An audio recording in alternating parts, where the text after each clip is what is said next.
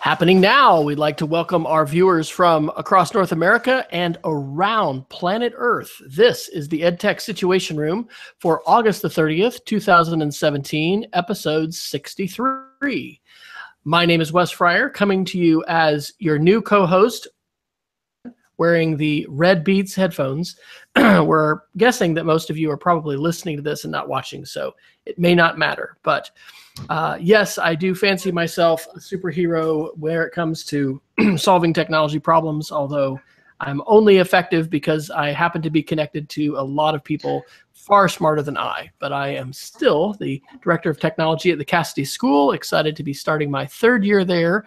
Just came fresh from our lower division back to school night where we showed off Seesaw and connected parents and grandparents and kids recording their voices and all kinds of exciting things. And I am joined as always by the fire dodging and rain inviting Jason Neiffer in Missoula, Montana. How are you, Jason? I am doing well, and because I knew you would want to hear about this, right now the ppm 2.5, which means the amount of smoke in the air, is at 75, which means that the air outside is unhealthy for humans. So we are currently in the middle of several wildfires in western Montana. Of course, the irony is that the awful disaster in Texas and the broader Gulf Coast region, we would love to have not all of that rain, but a little bit of that rain for the fires in western Montana. And of course, our thoughts and prayers go out to everyone that's been affected by that tragedy and those being affected by,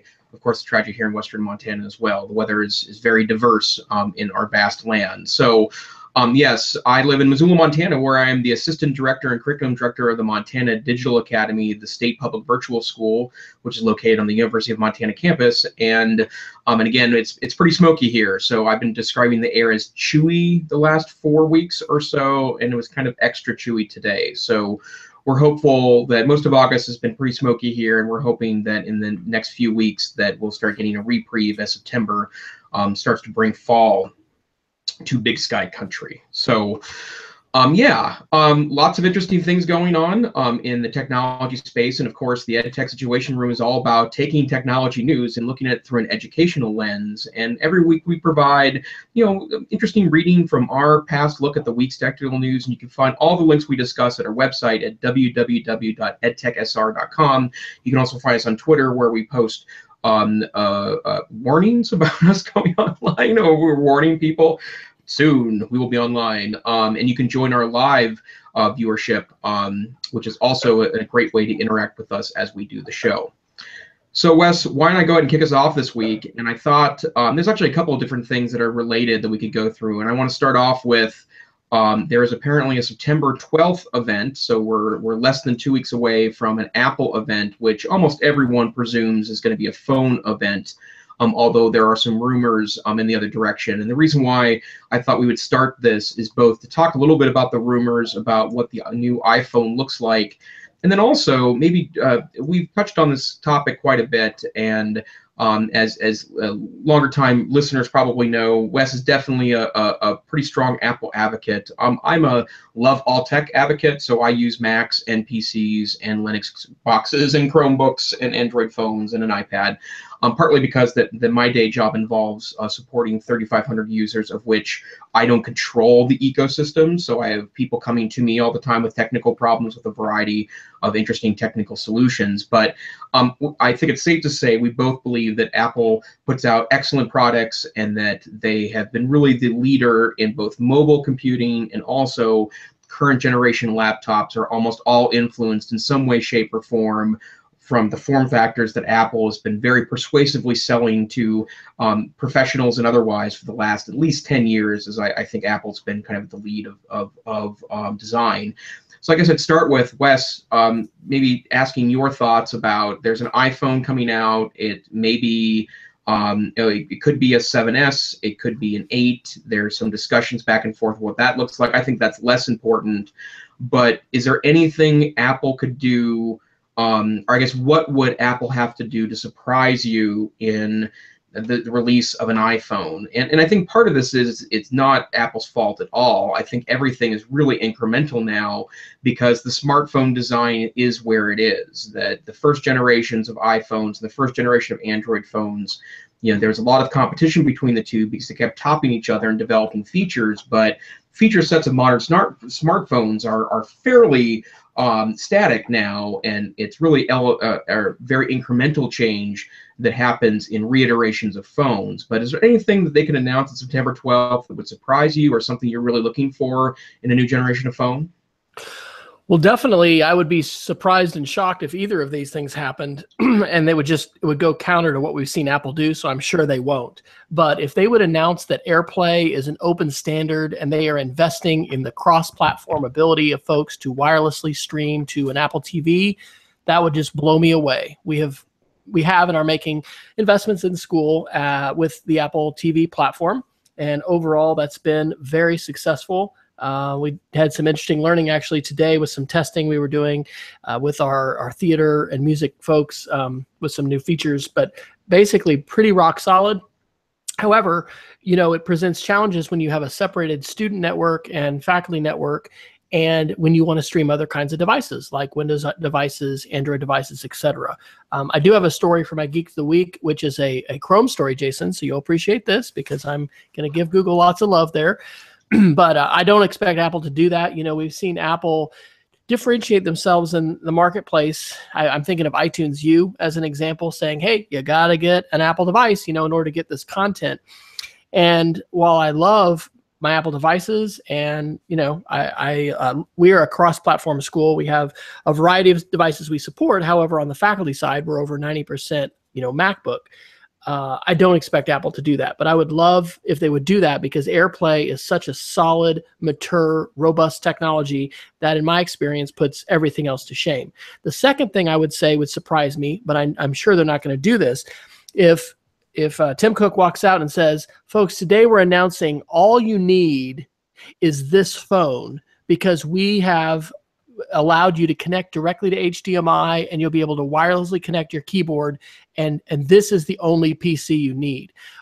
Tommy Snyder, who's one of our tech staff, he's actually 3/4 debate coach and quarter-time IT guy with us, but he has had a love affair with Windows phones, amazingly. You may not know anybody. They're very kind of rare to find, but he's one of them. And it was truly impressive. I think he's actually stepped back and he's back to the iPhone, but he really wanted Microsoft to make it because one of the things they were doing was exactly what I'm describing, where you can plug your phone directly into your HDMI, monitor at your desk, and you've got your whole Windows desktop there, and with things in the cloud, etc., you can compute with just your phone. But I don't expect either of those things to happen, and honestly, this will be the first time in our family where I'm expecting not to do the upgrade because of the way things kind of flow in our family. We got a 7 for our son before he went back to college, and our girls are just chomping at the bit. The youngest is on a 5, if you can believe we run such old technology in our family. So I think probably mom will upgrade to what we expect to be the 8, and then her phone will go to the senior, and then the senior's phone goes down. So how about you? Are you expecting to be surprised? And what would just knock you off your seat if Apple was to announce it? Well, I join you in saying that someone's going to figure that out eventually in a large, excuse me, well-accepted platform. But the ability to have they're turning to be really high-function, high-powered devices into a de facto laptop would really be a game changer. And I think that we went the nerds of the world went from being kind of 3-device folks, tablet, phone, laptop, to 2-device people. I mean, a lot of people do still carry around tablets, but when you see 2 devices, it's usually a phone and a laptop, or a phone and a tablet, right? The tablet sometimes becomes a de facto laptop in that scenario. But the ability to turn it into a functional laptop in a powerful enough OS to run the standard kind of applications that mobile power users want to use would be a really amazing thing. And there's been a lot of effort on that from third-party manufacturers. You probably, if you follow any tech and social media at all, you've probably seen that there's a couple of companies working on plug-in laptop shells, essentially, where you take a cable, plug it into the USB port on your Android phone or the Lightning port on your iPhone, and that then becomes what powers a de facto laptop, because whether you know it or not, the chip in anything from a medium to a high-end phone, so that's really any iPhone or any mid-range to high Android phone, is really an incredibly powerful chip. And it's one of the reasons why phones are starting to tip up in price. And that's one thing I want to talk a little bit about tonight, is the $1,000 phone, which is now the new upper limit of phones on the premium end. But yeah, I think that would be a really extraordinary thing. I think the ship has sailed for me on iPhones, in that I am very happy with the Android ecosystem, and and I tend to use older, thus cheap and used Android phones, or newer phones that are on the medium end. So my current phone is a 3.5-year-old Galaxy Note 4, which I picked up dirt cheap on eBay, and then are able to put a big battery case, as I discussed in last week's episode, related to that. But yeah, the ship has sailed there for me. But I do really think that there's some rumors about Apple TV upgrades. I did recently upgrade from an Apple TV 2 to the new Apple TV, the thicker one that's got the installable apps, and it's a beautiful platform. I've used Roku's, I've used the player from Amazon that I can't think of the name of now.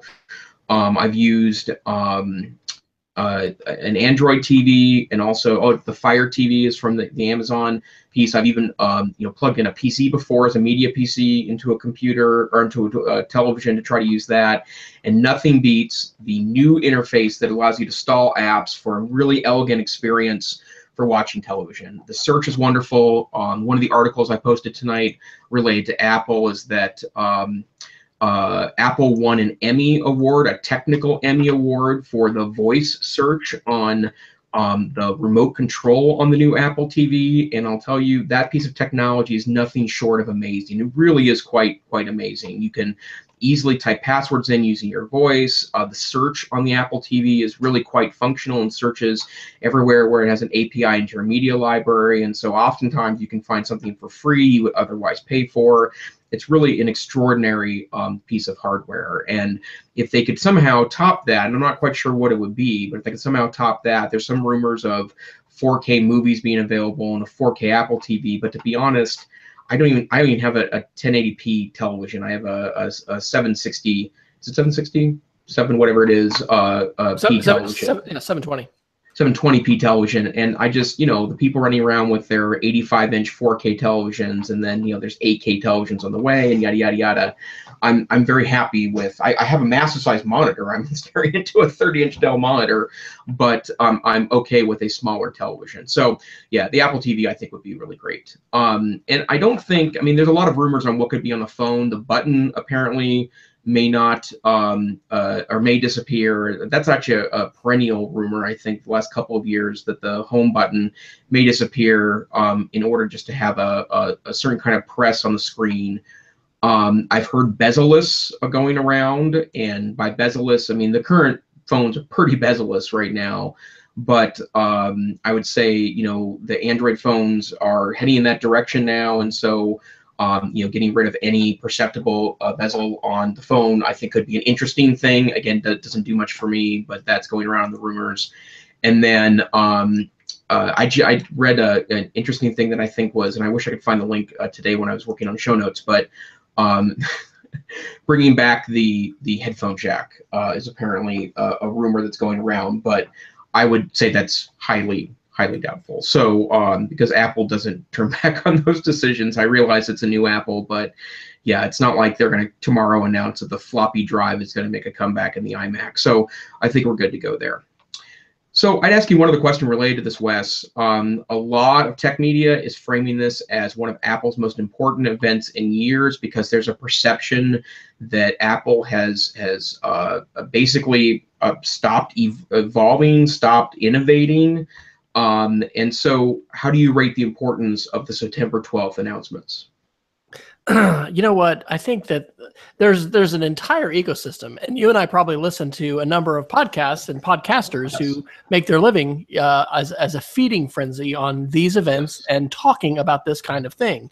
And I think it's overblown. You know, Apple is very dominant. Their technology is fantastic. I do, you know, I think on the long game, as far as AI and with Google, I mean, it's going to be interesting to see how things play out. But yeah, I mean, we saw iPad sales go up, right? The pundits were saying, oh, Yes. it's the end. We're just, you know, we've reached, it's like peak oil. We've reached peak iPad, you know, it's never going to keep going up. And then, you know, Apple with, I mean, there's lots of smart folks working for Apple, right? With the ways they're differentiating their line with the Pro and the Standard. And then I think also the price point for schools. I know for us, Right. you know, I was shopping for used iPads because it was a pretty significant difference if we were going to buy a generation or so back, and now at $300 for the brand new one. I don't buy the hype. So I do think that, you know, Apple is going to continue to push the envelope and innovate. I'd be really shocked. I would be shocked if they bring the headphone jack back. I've never seen Apple do that, right? When they took the CD, DVD out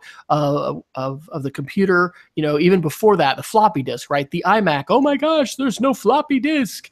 Now with the new MacBooks where we have the USB-C only, you know, they're always early with that stuff, but basically they're always right in terms of those big bets that they're making with technology.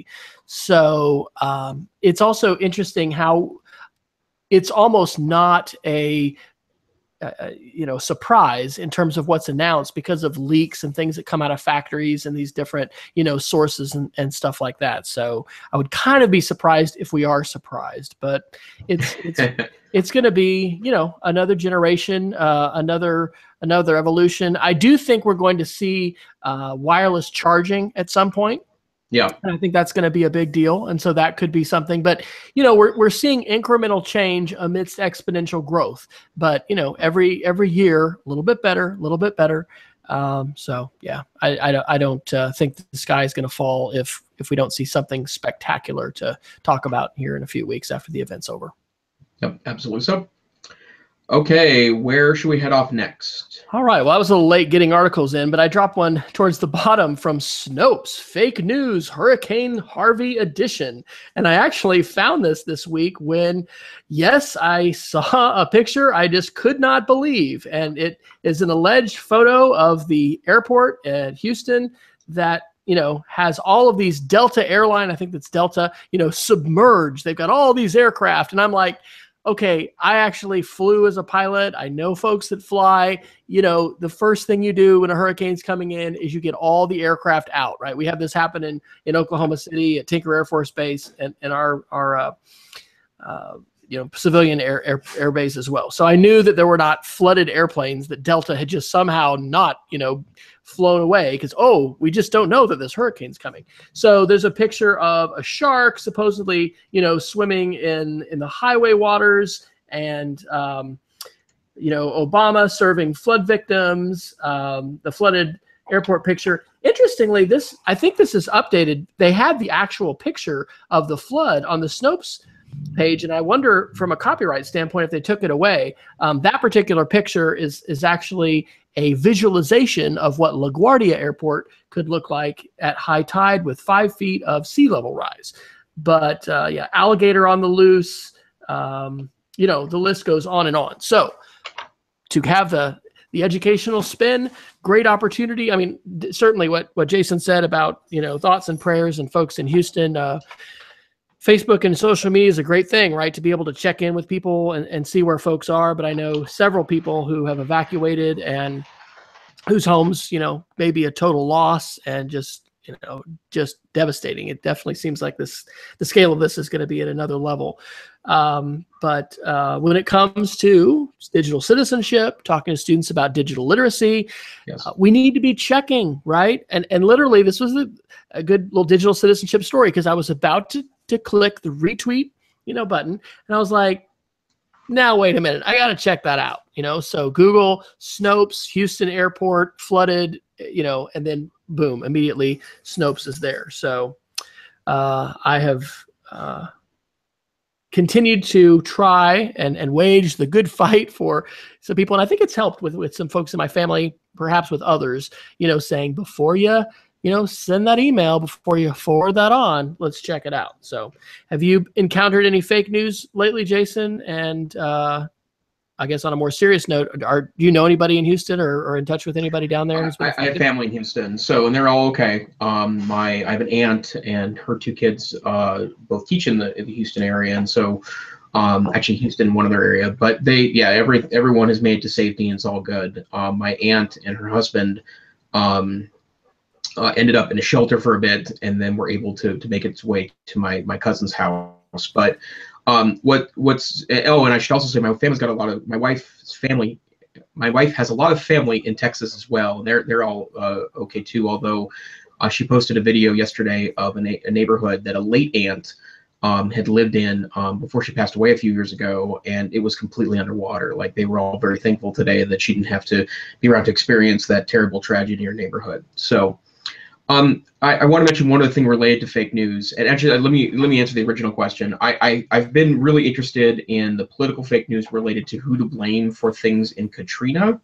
Of course, the Hurricane Katrina was under George Bush's administration, and you may remember there's lots of controversy afterwards about the response of the Bush administration, and I'll let you make your own opinions there of that process. But it's really interesting now because there's a bunch of memes being generated to suggest that whatever perception of President Trump's response was better than President Obama's response during Hurricane Katrina. And of course, Mr. Obama was not president during Katrina. That was under George Bush's administration. So, that kind of stuff and the political hand-wringing and that sort of thing is of course quite terrible. But the thing I wanted to mention is that, to put this in a bit of perspective, there's a really excellent new podcast by NPR called Rough Translation, and the rough idea of the podcast is they go to other countries to try to get a perspective on American news. And so their first episode was about fake news, and they spent their time in the Ukraine and talking about Russia's influence in that region and their attempt to gain territory in East Ukraine during that situation, which is still in many ways ongoing. And the interesting thing about it was that it was fake news and fake news techniques that apparently the Russian government was bombarding the Ukraine with in order to create a sense of panic in order to get support on the ground in the Ukraine. And I knew the basics of that story, but this NPR journalist in this first episode of the Rough Translation podcast actually goes to the Ukraine, and it's a fascinating set of stories, the most interesting of which that people were tired of seeing journalists, because they said the journalists would show up and 20 minutes later that area would be bombed, almost as if they knew where to go. And just bizarre things that I think are really worth a listen. And if I were teaching any sort of class that had anything to do with information literacy, social studies, English language arts, media, that it's a wonderful podcast. So I just dropped that really great storytelling podcast in the show notes for the week. Outstanding. Hey, welcome to Peggy George, coming to us from Phoenix, Arizona, and Marta coming to us from Tegucigalpa, Honduras. And Peggy had asked in the chat if we had any updates as far as Snopes, because we had talked a few weeks ago about a fundraising campaign which they had to try and save themselves. I read in, maybe it might have been those same articles or some others, just backstory as far as the controversy, which had to do with the website and control over that, and really some internal, disagreement about who controlled the website and controlled Snopes. But I haven't heard anything new. Have you, Jason? I think you're muted. Yeah, sorry, I muted myself because I just realized that my ridiculous keyboard was making a lot of noise. So, no, I've not. In fact, I'm going to go ahead and look that up quickly to see. I know that I'd seen some headlines a few weeks after. I want to say that there was a stay or an injunction that was granted, but I'm going to look that up. Why don't you move us on to our next story, Wes? Okay. Let's see. Let's talk a little bit about biotech. So we have talked about the amazing technology called CRISPR on the show before. And so there is a new CRISPR-related headline that has hit NPR, and I can find it here. They're talking about human embryos and being able to edit genes. And while we might think first about like designer babies and, I want my, my child to have blue eyes and, long hair or whatever, they talk in here that the the surgeons and the scientists are actually calling this DNA surgery. And when you look at the number of mutations that lead to all kinds of dangerous and negative conditions, Huntington's disease, cystic fibrosis, possibly inherited forms of Alzheimer's, breast cancer, millions of people being affected by these things. And so CRISPR, and you can search, CRISPR has just one R, not an ER. So it's CRISP, CRISP, and then the letter R. And if you look back in our show notes, you can find some really good links to some Radiolab podcasts talking about this and some other things. It's a genomic snipper. So it's possible to go in and snip out the part of the genetic code that you don't want. In this case, it could be the genetic code that creates cystic fibrosis. And so that is snipped out of the embryo, and then the desirable, I guess it's an enzyme, but it grafts itself on sort of spontaneously and then heals itself from that kind of a mutation. So, Jason, what should we do about this in schools? I mean, is there a place to be talking about bioethics, or is that just something that doctors need to do and nurses when they're, in school, in medical school? What do you think the educational implications of this are for today? Well, it's my understanding that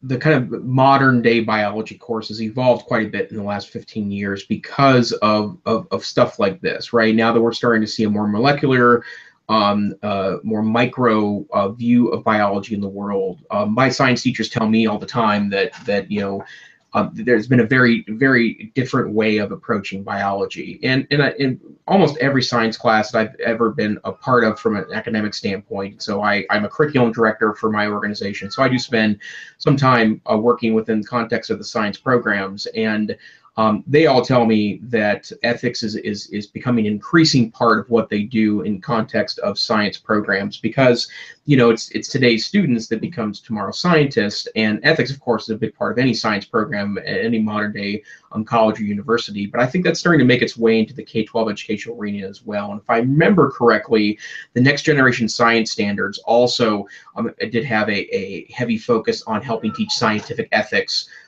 Even to the lay scientists that they are mostly teaching for the future. So, I think it's a very important thing. And, and I think this kind of stuff, current event information is available in an unprecedented way compared to classrooms even 20 years ago. They take advantage of that by using these modern day articles that oftentimes will point directly to the scientific literature that you can then also point to students to as well. But, push these out over your Google Classroom, print these out for your kiddos, whatever your piece is, use them as great discussion, both as engagement tools, but also because talking about that stuff is part of the reason why we teach science and social studies and literature and things across the academic spectrum.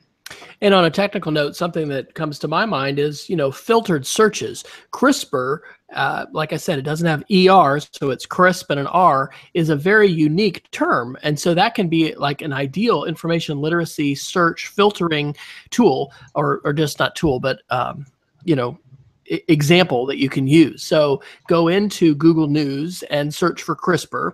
You can set an alert so that, and you may not want to get that via email, but you can have different kinds of alerts. My favorite way is to create an RSS feed, which sounds very geeky. It sounded geeky, 10 years ago. It still is geeky. Not a lot of people do this, but hey, real simple syndication. So what you do is you go to Google News and you do that search, and then there's a way that you can click a link to create that feed. And then if you're still using RSS readers, I use Feedly, Feedly. I still have feeds that I'll read. And then you can set that up so you can just click on that and see the latest articles that have been in Google News that mention CRISPR. I'll also say that, Twitter has a great search function. And so social media like Twitter is a good way. And especially when you're looking for something unique like that, it's a unique tag, it's a unique acronym, that makes for some good filtered searches. And so it might actually be something I share with our science faculty, because I'm hopeful for what you said, that we're taking ethics seriously in all kinds of STEM fields. I might have told the story about this summer talking with a employee of one of the Kansas school districts where I was attending a conference and presenting, and he was talking about his computer science programming instructor who was including case studies regularly about, would you do this? What is the line? Is this going to be ethical? Those kind of things in a coding context. So hopefully we are doing that. And whether you're listening to us live, I think we have a mysterious third viewer. So if you want to type into the chat and let us know who you are, if you would like to show yourself. But if you're listening to this later, give us some feedback. Let us know. Our teachers at your school and your community, talking about CRISPR, talking about these kind of things. It's probably not something that has hit mainstream consciousness. Like everybody's like, oh yeah, CRISPR, I know about that. But it is something that we need to be talking about and discussing, because there's going to be a lot of interesting decisions that we will have to make. And hopefully they are going to make us healthier and, help us live longer and increase those longevity lines that we see optimistically happening across the developing world. Absolutely so. So Jason, what would you like to chat about next? Let's go on to, there's a couple of interesting hardware updates I thought would be interesting to chat about. Google apparently is going to be releasing a Pixel. And for those of you that do not remember the Chromebook Pixel, and it's sad because I have a Pixel 1 now that I'm playing around with, that I picked up unbelievably cheap in light of how beautiful the hardware is. But because that was like a $2,000 laptop when it came out. It was, and I picked it up used for $115. So no way. Yeah, and it's easily the nicest piece of hardware I've ever had in my hands. But the sad part about it, and actually I'll kind of front load the story, the reason why this is an interesting story to me. I have this Pixel. Its price was 15 times what I paid for it, and the interesting phenomenon of it is it's scheduled to stop being updated in May of next year. So the end of life policy for the Google Pixel version 1 from 2013 is less than a year away. And again, it's probably the nicest laptop I've had my hands on. Touchscreen, beautiful high resolution display, excellent build quality, excellent keyboard. Does that mean you actually won't be able to update the Chrome on it? So that's the interesting part, that the way Google puts it. In fact, I'm going to put the Chromebook end of life policy in the show notes. But they have picked a date for every Chromebook, and remember, Chrome OS is not like Microsoft.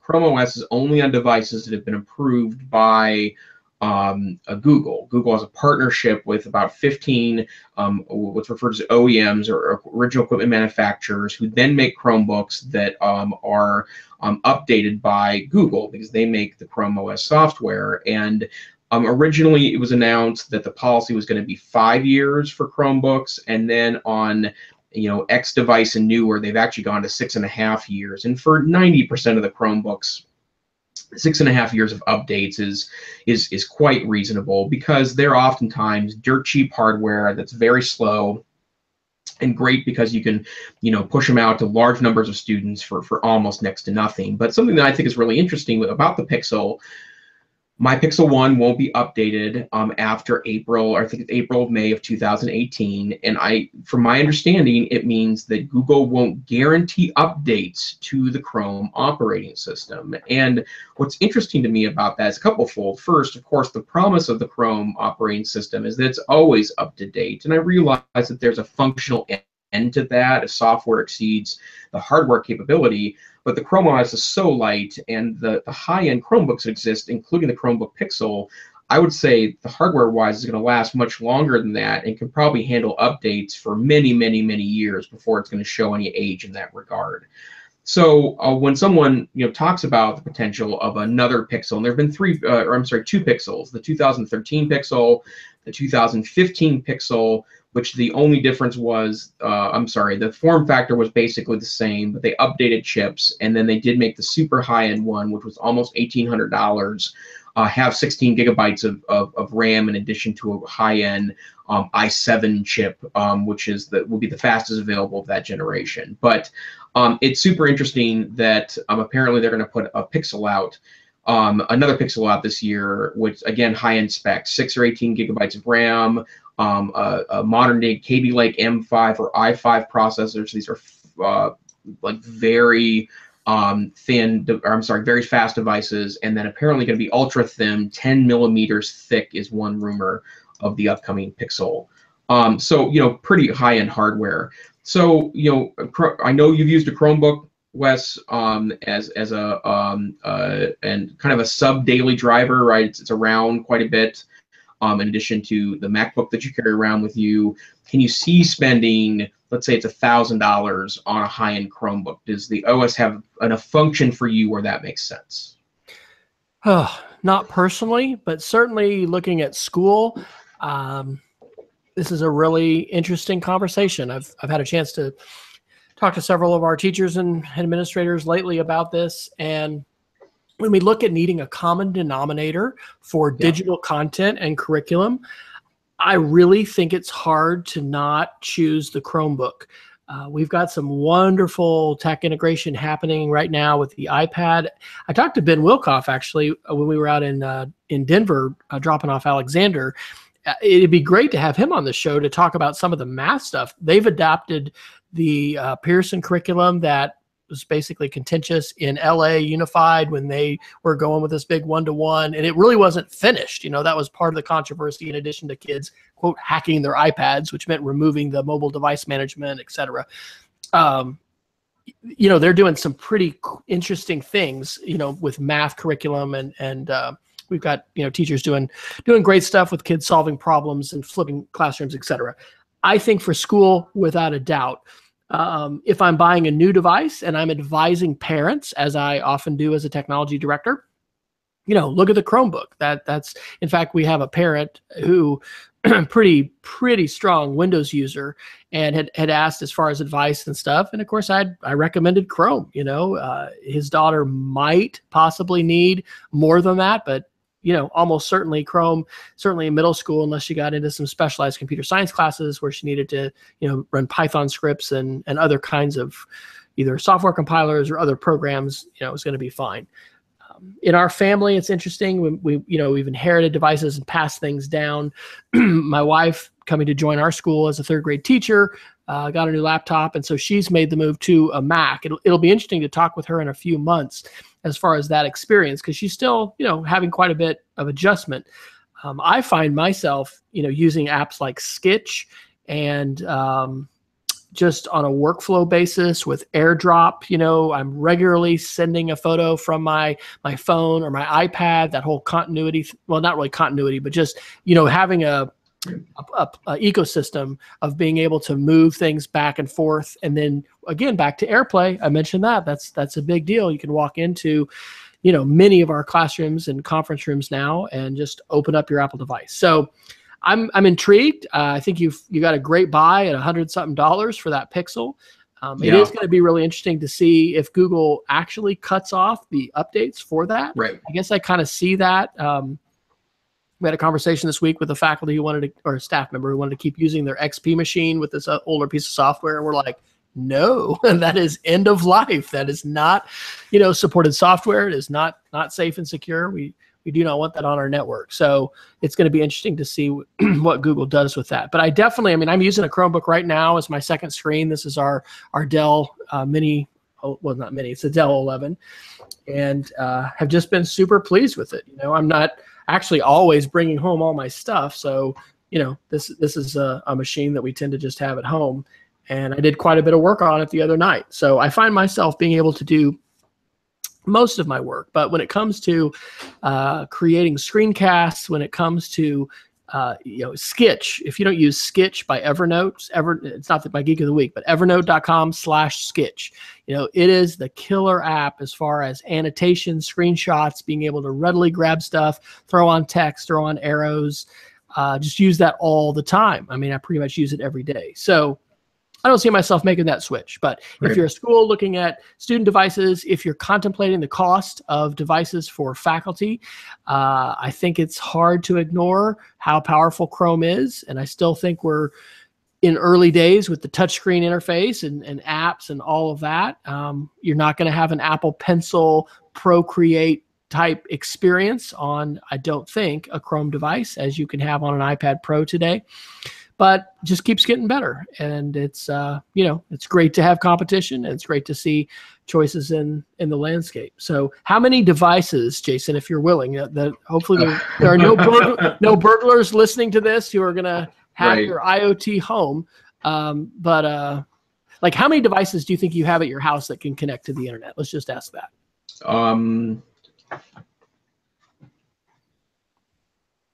25. And, you know, some of those things are, I mean, half of those are tiny devices, right? IoT devices, a couple connected speakers, that sort of thing. But yeah, you know, and I tend to, you know, like to pick older stuff. I mean, I do have a couple of nice new things that I carry around occasionally, but you know, I like doing things with hardware, which is part of why I like Chrome, or like using a Chromebook. But yeah, that's quite a few of those devices. I'll tell you something interesting. You mentioned Sketch, though. The one thing I miss when I'm not on a Mac, it's Sketchability. I'm wondering if you use this as well. Sketch has this feature I've seen on no other screenshot program ever, where if you drag the window on the bottom, you can drag it directly into a document. And Google Docs, I do that like almost every day. Yeah, it is the most incredible time saver in the history of all time. Like it's so amazing to be able to. And I'll sometimes I'm a 70% PC user now. At 50% PC, 25% Mac, 25% Chromebook. But the 25% of the time on the Mac, part of the reason why I do that there is because I just love being able to direct an image directly, or I point image directly. Like it's a workflow that you can't beat in any way, shape, or form. So yeah, I like the Chromebook Pixel. It's a nice piece of hardware. It's beautiful. It's great to use. They can pull off a sturdy, thin one. I could see maybe being in the business for that for under $1,000, maybe a year or so from now when the retail price is under $1,000. But I do think it's a pretty huge stretch. And again, I love all computers equally, but if they could find a $600 or $700 one, which they're getting close. There's a lot of alternative ones now. In fact, my newest Chromebook is an attempt at one of those higher end ones, and ended up becoming a lot cheaper because no one bought it. But if they can just create a $600 one that's in the middle of the road, that has a fast chip and 8 gigs of memory, I think it'd have a real winner, and a good high resolution screen. There's things that are close to that now, but they're just not as ubiquitous because everyone wants a $100 Chromebook. So very interesting platform, to say the least. Welcome to Vicki Sedgwick, who's in our chat room, and she says 25 devices. Jason, really? I'll say I can answer a little bit better. We're using the Circle with Disney app. They need to be a show sponsor because Wes mentions them almost every day or every week. But I can flip through this, and these are all the devices that either are connected or have connected at our home. And interestingly, there are some devices that I don't recognize, and so I actually put them into a group and paused them. And just before the show, realized that one of them was my Chromebook, because I didn't really think somebody had hacked our Wi-Fi, but I'm like, what is this device? I don't know what it is. So that's a eye-opening question to ask people to think about, and sure. it is going to become, just kind of crazy because of the Internet of Things. Right. Well, and so did you mention a number for you? What is your app telling you? So I'm gonna actually have to manually count. I'm gonna say, it's like it's 25 or 30. Although okay. we've got some devices that are visiting devices when right. friends and the girls' friends have come over. So, but yeah, we're in that ballpark. So, yeah, and of course my son has migrated and taken a few of those right. away. But yeah, and we're at 19 tonight with my wife not home. So again, don't judge, audience. But yeah, and a lot of that is some connected speakers and a printer that I have on the Wi-Fi network too. So it's not all computers, but yeah, that's yeah. So maybe that's an interesting feature we could start featuring on the show. Bring on guests and say, how many devices are on your Wi-Fi network? We're gonna judge you right now. If you've got less than 20, you're out. No. Hey, do you want to talk about your Alliances of Doom article sequence there? That looks pretty interesting. Yeah. As we've talked about in the past, I have an extraordinary amount of interest in virtual personal assistants, and it's something that I'm conducting academic research on. And the interesting thing about the topic for me is that it's obvious that the home is going to go in this direction. I think a voice control makes more sense for the Internet of Things than the kind of remote control that's available now via your very functional smartphones. And apparently that there is an alliance in the works between the good people at Microsoft and the good people at Amazon. And it's not something that I thought would ever really happen. And the reason why is because Amazon and Microsoft fight in one other very important arena, And that's in cloud storage. Amazon's AWS or web services and Microsoft's Azure cloud are really locked into what my understanding is a pretty strong death battle. Amazon's kicking Microsoft all over that arena, but Microsoft is gaining a lot of speed as they're able to provide services oftentimes connected with already existing licensing. Think Windows, software assurance, or Microsoft Office, which is another popular licensee. And so apparently they're going to start to work together and start to interconnect Cortana, which is the voice virtual voice assistant on Windows phones. So both of the Windows phones that are being used right now, and I mean just the consumer's own, and then also Alexa would also have that available back and forth to one another. And having those things talk to each other, or having the assistant be able to access those pieces, I think that's going to bridge an amazing gap right now exists between these ecosystems. I like Cortana. I think Cortana is a very functional piece of software that exists on Windows 10 machines. It seems like it might be a little better than Siri, for example, but it's not connected to anything. And that's partially a decision from a data standpoint. Microsoft made an early decision that they didn't want cloud stuff to follow you around. They wanted you to train your local computer to serve you in context of being a virtual assistant. But if you start to connect it with a ubiquitous device that's available on the internet, like the Alexa speaker, I think that becomes extremely interesting. But of course, that also means the two giants are going to interface with one another, and that it could have all sorts of privacy or data concerns. So first, Wes, have you joined us, Virtual Personal Assistant American owning people that have one of these beautiful devices listening to all of your conversations in your home? Just Siri, which I guess is listening at all times.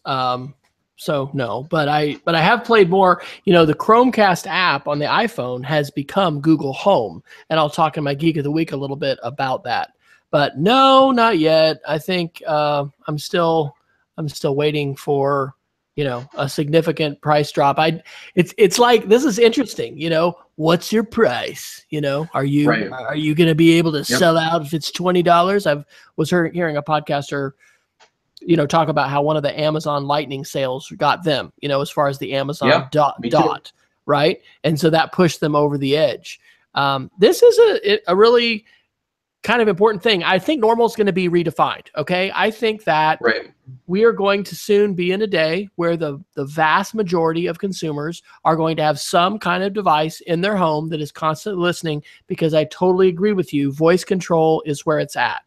And even now with the Google Home, being able to say things like, Google, show me Game of Thrones on, the name of your Chromecast or whatever, and being able to throw content with your voice onto this screen that's over here, like, that's really cool. So we're continuing to get closer and closer to the Star Trek world. But I don't really know what my price is. I guess if it was $10, but I'm still kind of on my ethical, I don't know if it's an ethical high horse, but just thinking about, do we want all the conversations to be recorded? But it's like other things with privacy. I think we're going to just kind of get used to it, and it's going to be a new normal. And at some point, this is probably the tipping point for me. At some point, the function is going to be so amazing that you're going to be like, yeah, I need that. I have shopped. I do most of the shopping and cooking in our home, and love to do that. And did the first Walmart order online, pick it up. I don't know if I've told this story, but it's really impressive with the app, because you tell Walmart through the app when you're coming, and it maps you, and that way the store knows exactly when you're coming. You don't have to get out of your car. They just come out of the store. Hi, you're Mr. Fryer. Great. And then they come back with all your groceries loaded up. And so wait. Is that universally available at Walmart's? I think so. I mean, the one that's right across from our school has a drive-through, which may be different. Wow. I opted to shop at the larger one that just has more selection, because there were a couple items that we wanted that the neighborhood market doesn't have, but the larger one did. I mean, it was amazing. And so I know there are people that are shopping with Amazon, and this is what, Walmart is responding to. And there's a giant battle there in terms of consumer groceries. And we're seeing that play out with Amazon purchasing Whole Foods and, moving into that market. But at the point where there's an Alexa or there's, Apple AirPod, whatever they're calling their speakers, they're not AirPods, I don't know. Apple's really pricing themselves out probably for me. So when a lower end device lets me, for instance, shop at Walmart and add to my list, right? Because this is the thing. We're like, hey, I need milk, Yeah. First time I ever got a pager, a friend of mine was like, hey, this is it. It's done, because you're going to start getting the text. You're going to say, diapers, milk, orange juice. That's going to be your text message from home.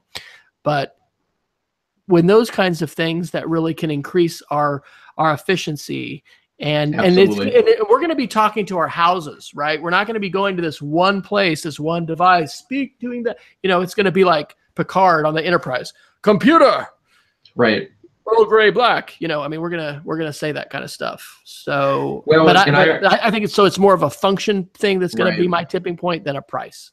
Well, and I got to say, I'm already doing to-do lists shopping lists on our Google Home, and that's been really effective. And as I may have mentioned, we got an exchange student last week, and so we're Night for Family +1. And one of the things we've had to start doing is more aggressively planning our meals, and being able to keep a joint to-do list together. Where when you're elbow deep in chicken and you want to make sure that a spice or oil gets put on the next shopping list, to be able to talk to your virtual personal assistant, in my case, a Google Home, provides that function. It's really extraordinary, and I think that that function is going to end up bringing people there. And I'm also considering doing it for my dad for an upcoming holiday. And one of the reasons why I keep thinking for him is that when he first got a smartphone, I thought he'd be really into like radio. But he finds getting on the app and hooking to a speaker to be just not his thing. He just, there's enough stations in the town he lives in. But I'm thinking an Alexa might be a great gift for him, because you can, I think that the easy Alexa best features is music we have it in our dining room. So music in our dining room, we have access to Spotify and TuneIn Radio and podcasts by voice with just a few clicks of an install. But I think my dad would be into saying, play me, rockabilly music, or play me, 70s country music, and it finds a station and calls that good. I think that kind of stuff is really going to bring the masses in. It's part of the reason why I think the Alexa kind of jumped out ahead of the other ones in the first place. Well, living in the world today where we can access infinite playlists of specific artists that we have, or the music that we've purchased, or music that's similar to that, and we can train the algorithm, train the machine, for these. I use Pandora. I know folks that love Spotify. It is amazing. Yeah. I've thought, and this is making me think also for my wife's classroom, or it could be someone else, I've thought how cool it would be to have a Dot or an Alexa, maybe a Home, and have the kids really push the envelope, right? As soon as Siri came out, our daughters were talking in the car, trying to carry on a conversation with her, but she's not able at that point, and really even now, to connect dots between, statements. You really can't talk about something, repeat it in terms of a conversation. You can ask discrete things. But I mentioned, I think on the show, and this was something, well, maybe it was on the Classroom 2.0 Live I did a couple weeks ago, mentioning your app, Jason, the Microsoft, what's that AI app? AI Now or something? Yeah. What was that one called? I'm trying to remember. Right. But it that got me, over to the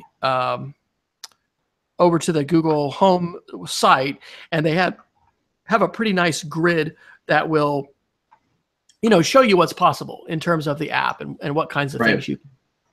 And this, again, it's incremental change, right? We're seeing a little bit here, but have you asked, if any of your staff asked to put one of those devices on your network yet? No, interestingly, our Meraki wired and wireless network misidentifies some things as Alexa devices, which are not. They're like some Linux things or cameras or things that we have, but they haven't, and that'll be interesting. Here's a little nugget that's not an article, but doing some analysis of our network today, we're going to be making some adjustments about this. Over 12% of our network traffic yesterday was on Instagram and on Snapchat, which we have open. And I even you can see the specific users. We don't have deep packet inspection in, and we don't require students to log in, but based on the names that they've given to their iPhones, I even know the name in family, which we're not going to disclose and talk about at all. But, you know, there are several kids that had over 450 megs of Snapchat, you know, during school time. And so anyway, this has been something that we've kind of gone back and forth, and we want kids to amplify stuff, but rather than block things, we're going to probably, you know, just throttle that or have a quota. In fact, after the show, I'll probably be looking at that on our network on what we can do with that. But I'm not sure what an Alexa would do, you know, bandwidth wise, but I definitely think, I mean, that's a cool cutting edge, you know, kind of STEM thing to do, right? Is to say, where are the boundaries of AI? And then especially if during the year you could see, I'm going to even anthropomorphize, you could see her, you know, see Alexa, which I just ruined the podcast for whoever is paying this out loud. Hope you're on headphones. Sorry.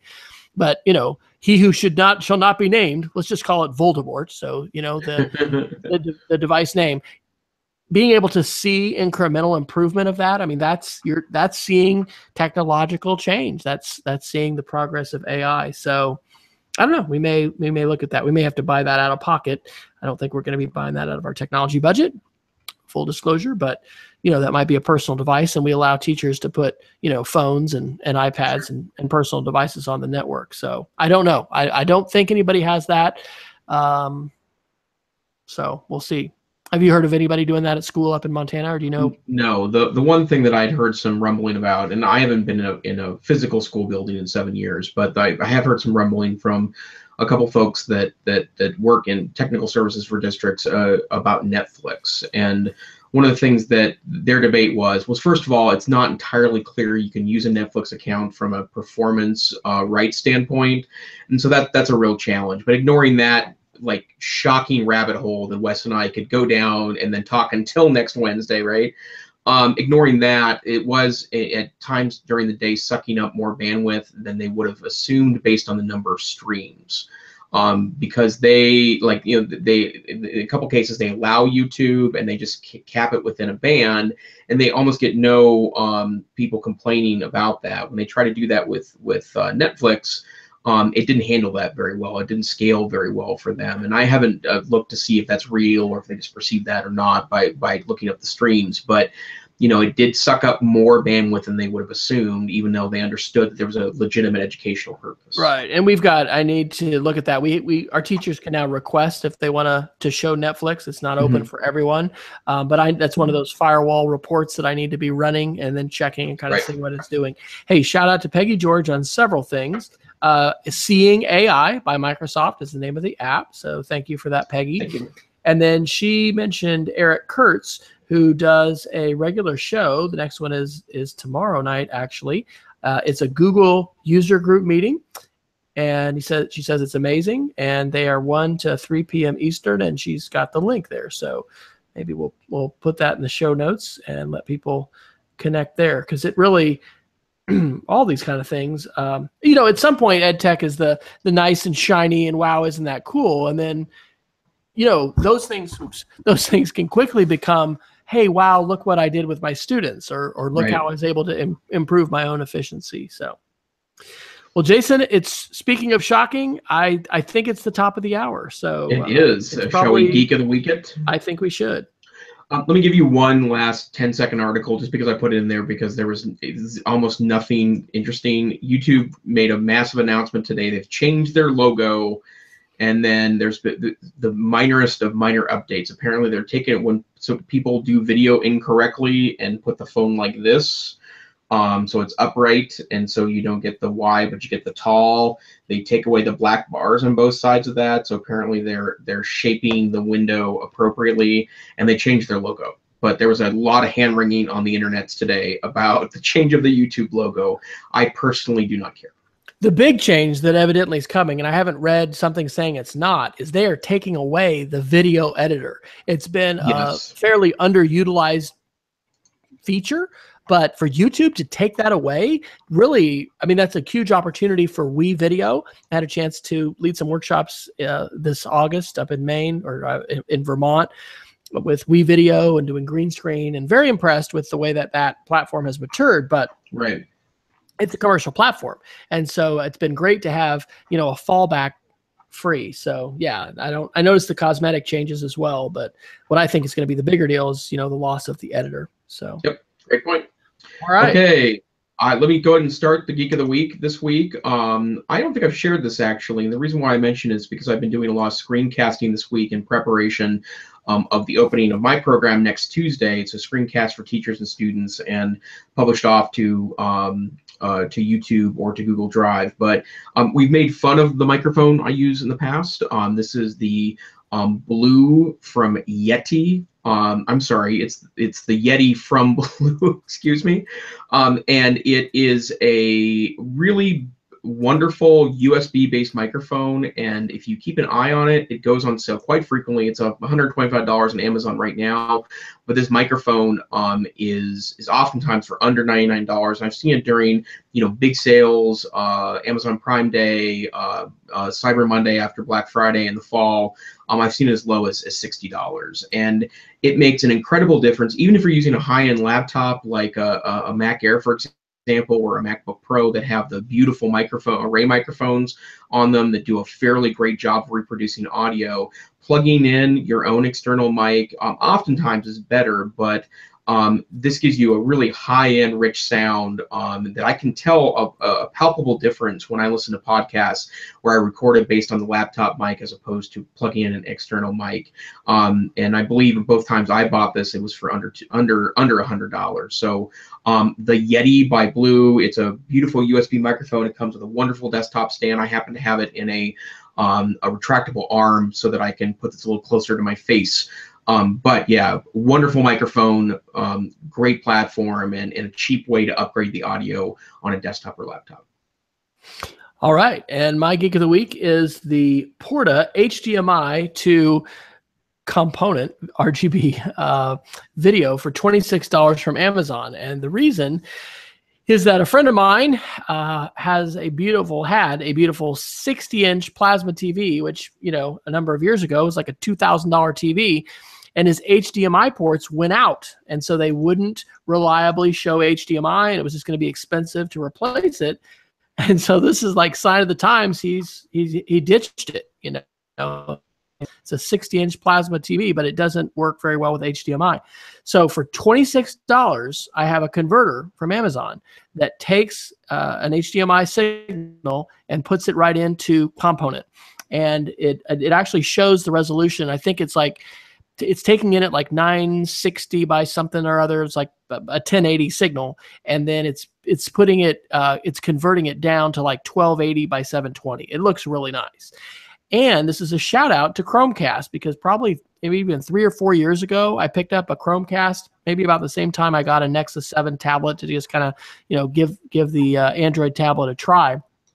It's been sitting literally in a box, because we're an Apple TV family. Surprise, surprise. Well, I don't want to drop $150 on this TV, and so I plugged the Chromecast in. Wow, am I impressed? I love the background. I mean, just thinking of a digital picture frame, the integration that it offers with Flickr. Yes, Flickr. If Alan Levine is listening, still love Flickr. Still post albums there, and I can select multiple albums. And it's just the Flickr app on Apple TV hasn't been updated, I don't know for how long. You cannot set it as a slideshow on the latest generation Apple TV.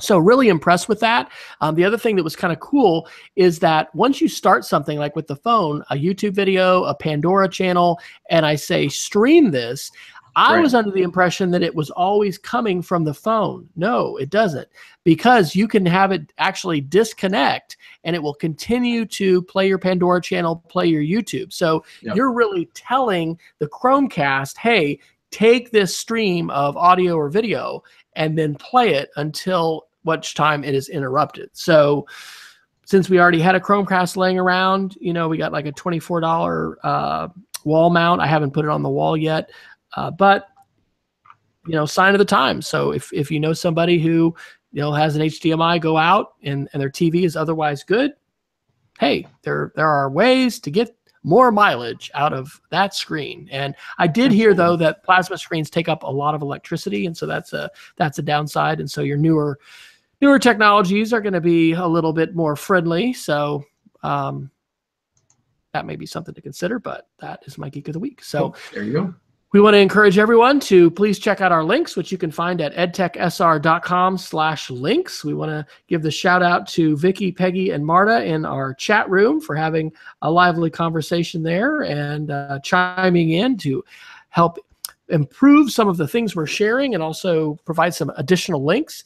Jason, where can people find you, and what is on your near-term horizon here in the next couple months? You got any consulting coming up? Because as we'll want to mention, Jason and I are available for hire from varying degrees to come to your conference or come to your workshop and talk about some of these issues or others that may be near and dear to our hearts when it comes to EdTech. Well, you can find me on Twitter on Tech Savvy Teach, where I post mostly links. I sometimes like to get into some lighter conversation on Twitter, but I think it's a wonderful place to share your thoughts and things that you're reading so that others can benefit from what your eyes are doing in calling excellent resources. I'm also the Tech Savvy Administrator in Residence for the Northwest Council for Computer Education, the Pacific Northwest ISTE affiliate, and I'm available as a trainer there through there as well, and I book Google and blended learning trainings in addition to custom trainings for districts.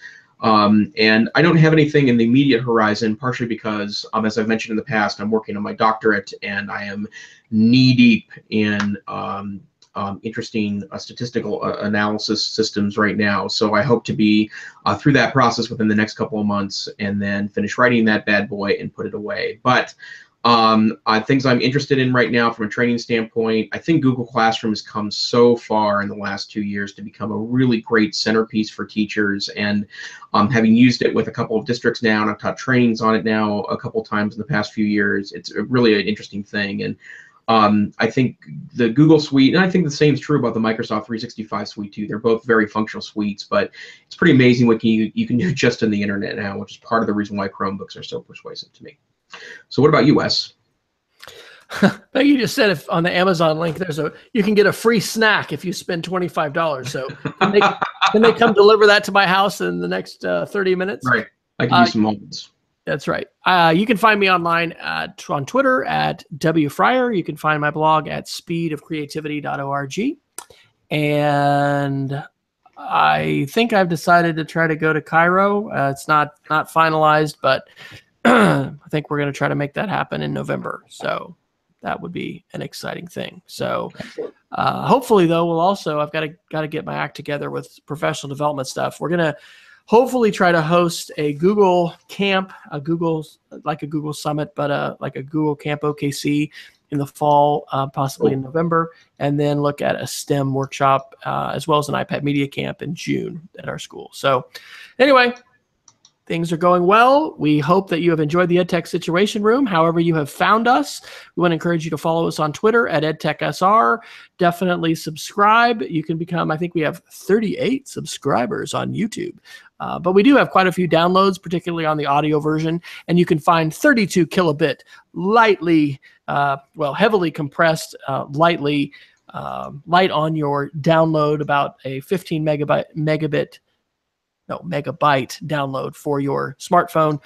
And our episodes end up at 360p, about 200 megs, something like that. So you can certainly subscribe to us. Let us know if there are things that you'd like us to talk about, articles you'd like to share. You can use the hashtag EdTechSR, become one of our wonderful chat room live viewers and contribute to the conversations that we have.